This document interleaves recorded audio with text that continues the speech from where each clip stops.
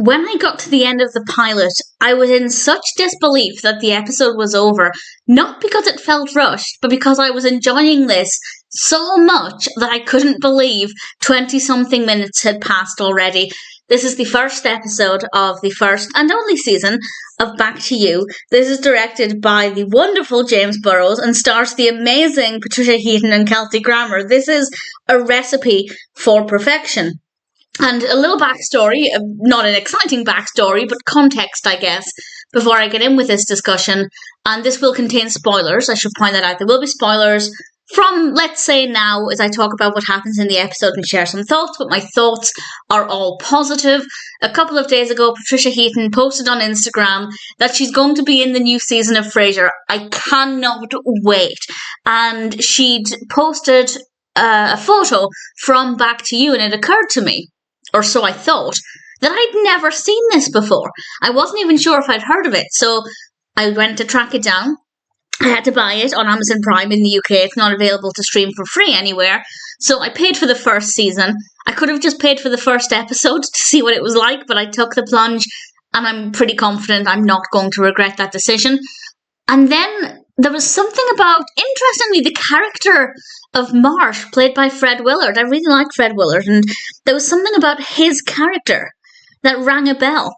And I had a look through, I did a search on my YouTube back end, and I do have a private video from 2012 reviewing this show. It's private because I had a load of old videos that were poor quality and dim lighting, and they weren't doing well, so I just privated them.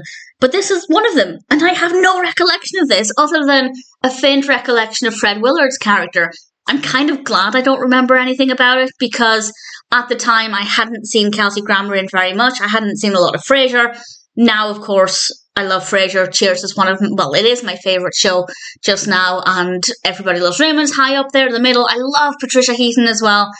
So I'm just considering I'm watching this for the first time because I don't really have any recollection of it, and I'm glad because I didn't know what was going to happen in this episode, and I've really absolutely adored it. And then to find out it's directed by James Burrows, so happy about this. It is a dream team, and at least based on this first episode, it works so well. It's also written by Stephen Levitan and Christopher Lloyd, so it's just ticking so many boxes. Now I will get in with this episode. I won't have such a long intro when I discuss the future episodes. I just wanted to kind of give a bit of a backstory or a background as to where my views are coming from. Basically, I love James Burrows. I love Patricia Heaton. I love Kelsey Grammer. Seen this before. Don't remember it. Kind of glad about that because I'm looking forward to enjoying it for what I'm considering to be the first time in my memory. And as I said, there will be spoilers from now as I talk about what happens. I will go through things chronologically. Because we are setting things up, there's not a lot, at least in the first half of the episode, but things still move really quickly. It actually starts off with a flashback from 1996. We establish we're in Pittsburgh, and we have Chuck and Kelly and Marsh, played by Kelsey Grammer, Patricia Heaton, and Fred Willard. We then cut to 2006, and obviously this was released in actually 2007, and Chuck has this freak out, that's the word they used, that made it on air and then was all over the internet. He lost his job, so he ends up going back to the TV station where he used to work with Kelly. And from his arrival, pretty much everything that's filmed inside the TV studio, which is the bulk of the episode, is so perfectly written with a lot of comedy. And I think the reason that it's so brilliant, and I'm assuming this is what it's like going forward, is that we have so many characters, not too many, but a decent amount. And they're constantly talking to one another. Two people will be having a conversation. Somebody else will walk across the room to go wherever they're going, and they'll interject, and there'll be a retort from somebody else. And there are so many different conversations happening and people contributing with wit and hilarious retorts. And I think we got a real strong sense of people's personalities here. I love Josh Gad as Ryan. I think the character is amazing. To see what they do with the character of Montana, played by Ayda Field. Not so fond of the comedy that's directed towards her. A lot of it is shaming her appearance for looking, either not that professional or very professional as a street worker. to put it as simply as possible as I can for a discussion on YouTube. And then Kelly comes in and she has a really pleasant greeting with Chuck, and I wasn't expecting that. But the pleasantries disappear quite quickly, and before we know it, they're bickering again, mostly driven by Chuck. He seems to not necessarily want to take over things, but he wants things done the way they were 10 years ago when he worked there. And obviously Kelly's got a new way of doing things and he's disrupting that. So I can understand why she responded the way she did. We then have alone time with Kelly and Chuck. And we learn that actually they slept together 10 years ago. And I want to praise the show for getting to that point as quickly as they did. I feel like a lot of shows would drag that out, keeping us in suspense about why they're bickering so much, why is there so much tension between them, let's drag it out and keep the mystery going. But actually, because of what happens in the rest of the episode, it was important that they established that quite quickly.